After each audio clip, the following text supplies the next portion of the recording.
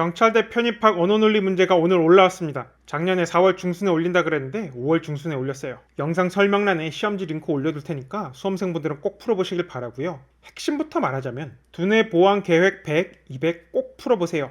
권장사항이 아니에요. 그냥 필수입니다. 이게 전부는 아니지만 기초로서 이 정도는 깔고 가야 된다. 제가 작년 11월 4일에 이 책 보라고 얘기를 했었고 그때부터 절 믿고 열심히 공부하신 분들은 남들보다 벌써 몇 달 앞서 있을 거예요. 두뇌 보완 계획 200은 문제집이라기보다는 읽기 자료거든요. 100을 먼저 공부하고 200을 공부하면 조금 더 편하게 읽히긴 한데 100 안 읽었다고 200 못 읽는 그런 건 아니니까 100 공부하면서 200도 같이 병행하길 바랍니다. 자, 근데 제가 이 두 책을 필수라고 주장한 근거는 뭐냐? 자, 오늘 공개된 예시문항 1번 볼게요. 측정에 대해서 이야기하고 사물의 속성을 숫자로 나타내는 과정을 수량화라고 한다. 근데 모든 수량화가 곧 측정은 아니다. 믿음에 믿음직함을 주는 일은 수량화지만 측정이 아니다. 그 일은 오히려 해석하는 일이다. 자, 이 시험 지문이랑 굉장히 비슷한 게 두뇌 보완 계획 200, 176절 측정에 나옵니다. 사물의 속성을 숫자로 나타내는 과정을 수량화라고 한다. 하지만 모든 수량화가 곧 측정은 아니다. 예컨대 믿음에 믿음직함을 주는 일은 수량하지만 그 과정은 측정이 아니다. 그 일은 오히려 해석하는 일이다.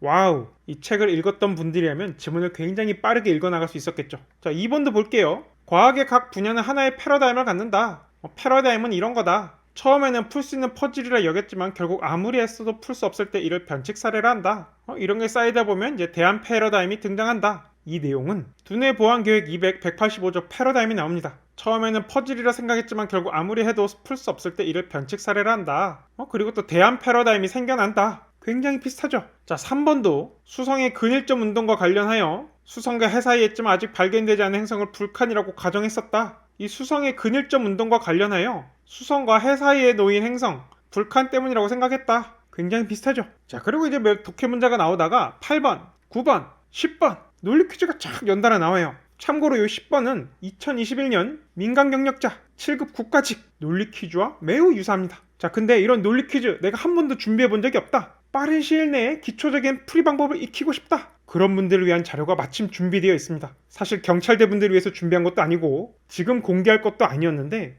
갑자기 오늘 경찰대 편입 문제가 뜨는 바람에 얼떨결에 저도 공개를 합니다. 제가 언어논리.kr이라는 네이버 카페를 만들었어요. 아직은 자료를 올리는 중이고 공개하지 않았는데 오늘 이 영상에서 최초로 소개하는 겁니다. 이 공지에 보면 하루끝 논리 퀴즈라는 파일이 있어요. 그간 나온 민경채 7급 국가직 정개념 논리 퀴즈를 40쪽으로 아주 압축적으로 정리한 거거든요. 문제풀이를 위해 필요한 최소한의 논리 지식을 소개하고 이를 토대로 문제를 풀고 이제 좀 생각해 볼 만한 점 이런 걸 추가하고 따라서 이 언어논리.kr 네이버 카페 제가 역시 영상 설명란에 링크 올려둘 테니까 공지에서 이 파일 다운받으셔서 달달달달 풀어보길 바랍니다. 여러분들이 어떤 강의 어떤 교재로 공부하든 간에 공부해볼 만한 가치가 있을 겁니다. 자, 그리고 얼떨결에 카페 소개하는 김에 한 가지 부탁을 드릴게요. 카페에 제가 언어논리 문제를 다 올려놨거든요. 경찰대 수험생분들은 요 각 문항에 대해서 내가 풀어봤을 때 느낀 난이도가 어땠는지를 한번 별표로 체크해주세요. 그러면 제가 별표가 많은 것 순서로 해설을 좀 올려보려고 합니다. 데이터가 많으면 많을수록 신뢰도가 쌓일 테니까 이 카페에 들어가서 하루권 논리 퀴즈 다운받으시는 김에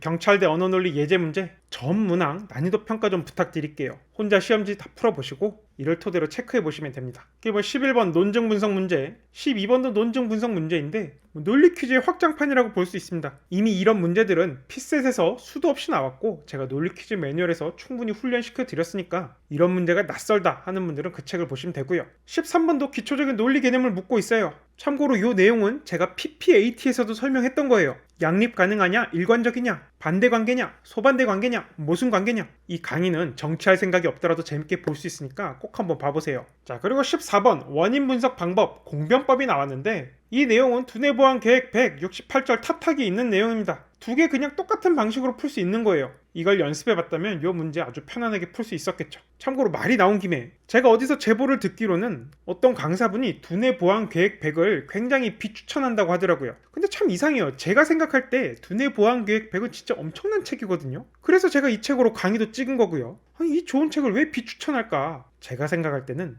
밥벌이에 위협적이기 때문입니다. 이 책에 있는 내용을 100%다 소화하면 나머지는 굳이 강의 없이 혼자서도 계속 공부해 나갈 수 있거든요. 머릿속에 논리적 사고가 탁 잡히니까 아마 그런 이유로 이 책을 비추천하시는 거 아닐까 싶긴 한데 누가 뭐래든 이 책 굉장히 좋으니까 이렇게 적중이 되고 안 되고와 관계없이 꼭 한번 공부해 보세요.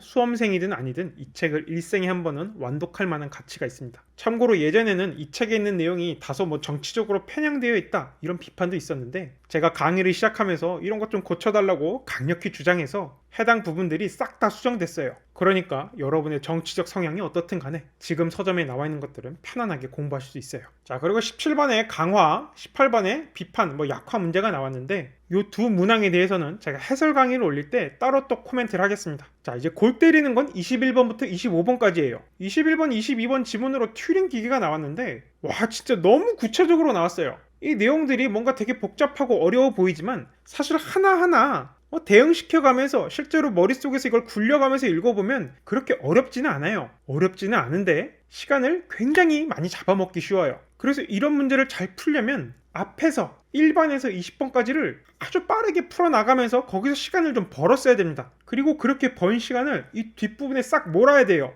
이 문제들이 결코 어렵지는 않으나 이해하는 데 시간이 많이 걸리기 때문에 시간 확보가 관건입니다. 다음 문제도 마찬가지예요. 세문항 세트가 나왔는데 기존 P셋에는 5급 공채든 입법고시든 뭐든 간에 세문항 세트가 없었어요.